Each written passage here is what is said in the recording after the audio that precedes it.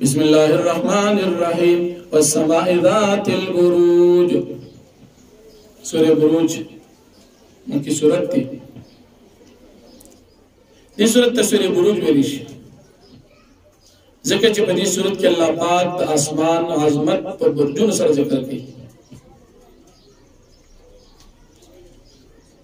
فسورت میں کی صورت دا ہجرت تمخ کے نازل لی پہ اعتبار دا ترتیب قرآنی سرا پینزات آیم دی دا نزول پہ لحاظ سرا اویشتم دی پہ دی صورت کی یور کو دویش آیتون دی.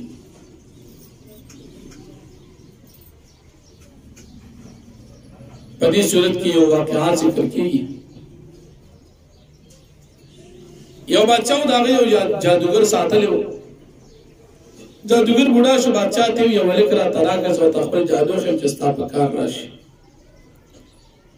بادشاہ ولی عرضی ورک جادوگر و تیچی دیو مال روزانہ رازی پلار باندی معصوم بچی چیزی یو جادوگر سر ملوش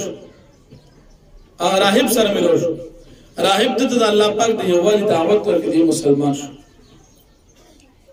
جادوگر لنا وقت لار جادوگر سزا ورکو.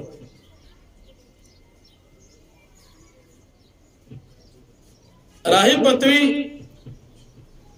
چکل جادوگر لزین ہوتے کور نا وقت شو چکل کور تزین بیاوی جادوگر سر نا وقت شو چل ولکو. ام بدی طریقی سرت لو بلا رکی ورز یو خطا بلا را وطلی ہو طول خلق دی بلا دا وجنہ پلار نشو تیری دا.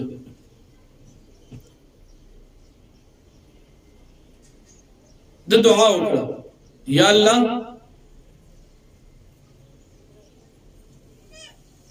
کدا جادوگر پنا حق باندی دا راہب پا حق باندی دا درندہ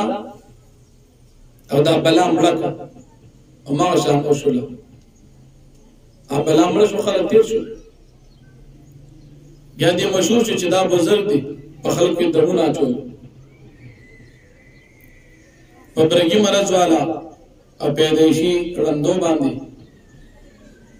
پا غیب ایدم اچول دا غیب پوجا باندی با جوڑی دو دا بادشاہ یو نزدی مرگیو چا غلون دو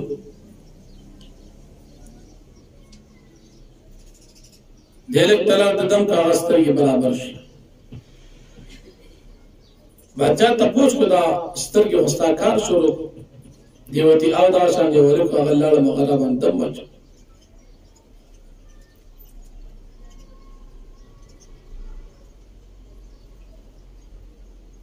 علکی معلوم کو علک تیتا تا سبق چا خولی اگر خپل استاد جاتی چا غرات خولی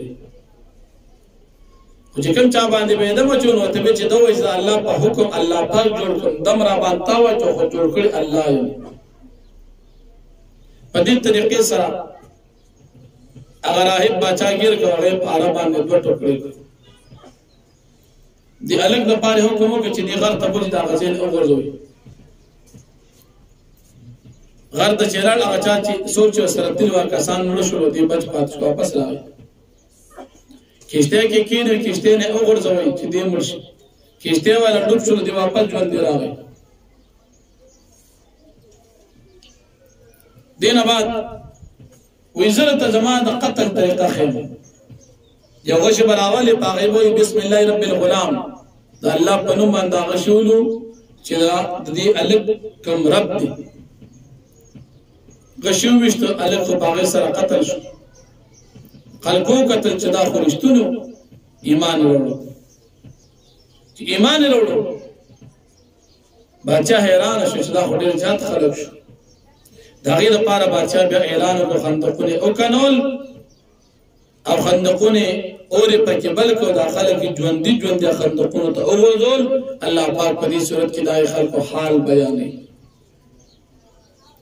چیدی گناہ بل سنو سوار ایمان بیاد اللہ پاک دا توحید دا رائل بیانی گی بیاد مومنانو انجام جنت